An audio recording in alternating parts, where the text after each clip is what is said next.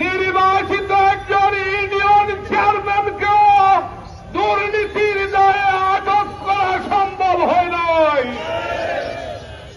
আজ যখন আগামী দিনে এই জাতি আবু সাইদ মুক্তার রক্তের বিনিময়ে জামাতকে ক্ষমতায় নিয়ে আসতে চায়, ওই শেখ হাসিনার লেন্দুদর্জি মিডিয়া, ওই বর্ণসুরা মিডিয়া, হলুদ সাংবাদিক, তারা আমাদের নেতৃবৃন্দের গায়ে কালিমা লিপ্ত করতে চায়।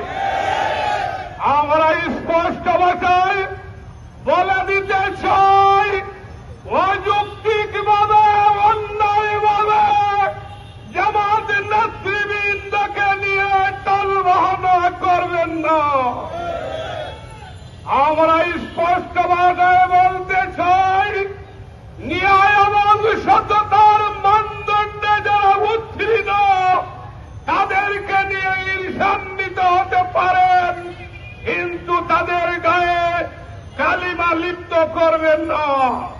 প্রশাসনের বন্ধুদেরকে বলছি, আপনারা তদন্ত করেন, অসুবিধা নেই, কিন্তু অন্যায়ভাবে অযৌক্তিকভাবে দিল্লির ইশারায়, মাফিয়াদের ইশারায়, ফ্যাসিবাদীদের নোংরা রাজনীতির বলির পাটা আমাদেরকে বানাবেন না।